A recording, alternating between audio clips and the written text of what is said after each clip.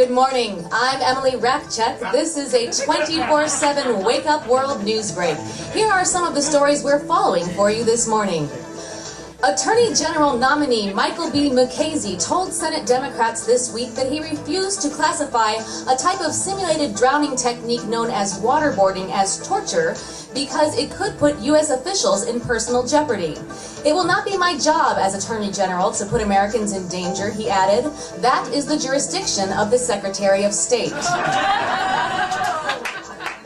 Saudi Arabia could have helped the United States prevent al-Qaeda's 9/11 attacks on this country had only U.S. officials spoken to Saudi authorities in a, quote, credible manner. So said that kingdom's former ambassador. Now, observers were surprised that the former ambassador went into such detail about the 9/11 attacks, knowing that that could bring about a trademark infringement lawsuit from Rudy Giuliani.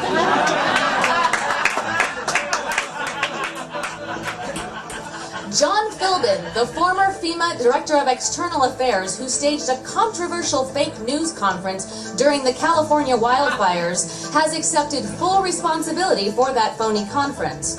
When asked why it took media experts so long to figure out that the fake reporters were in fact FEMA employees, Philbin replied, because they showed up on time to the correct location and didn't steal any money.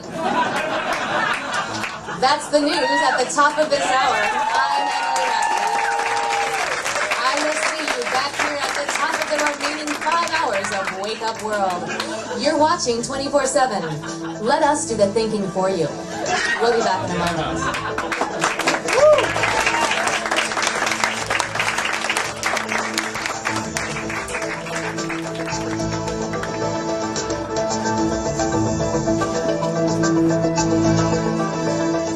I'm Emily Rackcheck. Here's what's happening at the top of Hour 3 of Wake Up World.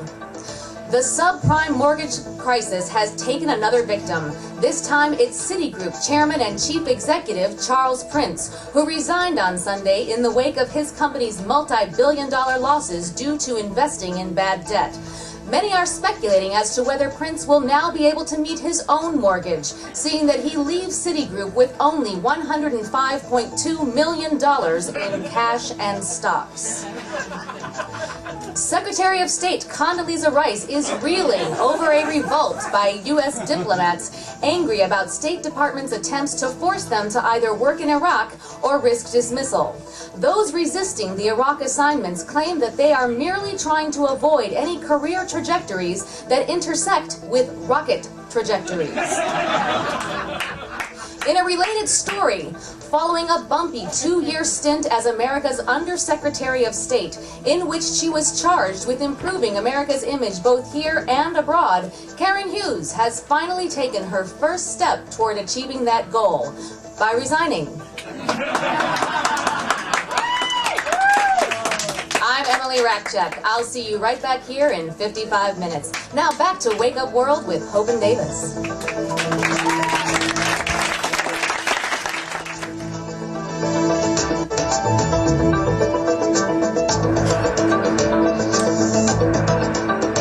I'm Emily Rackcheck. Your Hour 6 Wake Up World News Break begins right now. For the first time in 2 decades, members of the WGA, a union for motion picture and television screenwriters, went on strike at 12:01 this morning due to contract disputes involving revenue from internet content and DVD sales. The Alliance of Motion Picture and Television Producers argued that the strike could have devastating effects, forcing studio heads to suspend purchases of luxury items like high-end cars, lavish vacations, and rhinoplasty. The WGA said that it hopes for a speedy resolution to the strike so that its members can continue to buy food. Cable channel A&E has canceled its hit series Dog the Bounty Hunter, following the release of a recorded phone conversation in which star Dwayne "Dog" Chapman repeatedly uses a racial slur. Now, Chapman told reporters that his comments were taken out of context, and he refused to confirm the rumor that he has just been hired by the LAPD. Pope Benedict XVI has instructed Catholic pharmacists to stop dispensing drugs with, quote, immoral purposes such as the effect of certain molecules that have the goal of preventing the implantation of the embryo. The Pope added that similar products would be available to Vatican priests to prevent other certain molecules from flying through the air and onto young male faces. That's going to do it for me. I'm Emily Rackcheck. I hope to see you right back here tomorrow morning at 7 a.m. for all the top news and information on Wake Up World, America's only 6-hour morning show. Now go make it a great day.